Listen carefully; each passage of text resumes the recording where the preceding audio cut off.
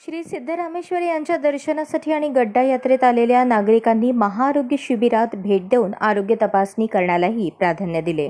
ग्रामीण भागातून आलेल्या नागरिकांची दिवसभर शिबिरात गर्दी होती। सध्या थंडी, ताप, सर्दी, खोकल्याची साथ सुरू आहे, त्यामुळे त्या आजारांच्या सर्वाधिक रुग्णांवर शिबिरात उपचार सुरू आहेत। त्याचबरोबर डोळ्यांची तपासणी देखील मोठ्या प्रमाणात होत आहे। तपासणी झाल्यानंतर तात्काळ जागेवरच चष्मा देखील उपलब्ध करून दिला जात असल्याने नागरिकांनी समाधान व्यक्त केले। शिबिराचा शेवटचा दिवस आज असणार आहे। यात्रा असल्याने नागरिकांची मोठ्या संख्येने गर्दी होत आहे। सिद्धेश्वर यात्रेनिमित्त शिवसेनेच्या शिंदे गटाने होम मैदानावर 3 दिवसांचे महाआरोग्य शिबिर भरवले आहे। या शिबिराला सोलापूर शहरातील जिल्ह्यातील नागरिकांनी उत्स्फूर्त प्रतिसाद दिला आहे। 3 दिवसात तब्बल 17,965 लोकांची आरोग्य तपासणी झाल्याचे जिल्हा प्रमुख अमोल शिंदे यांनी सांगितले। सोलापूर शिवसेनेच्या वतीनं भव्य असं आरोग्य शिबिर आयोजित करण्यात आलं होतं। आज या शिबिराचा तिसरा दिवस आहे।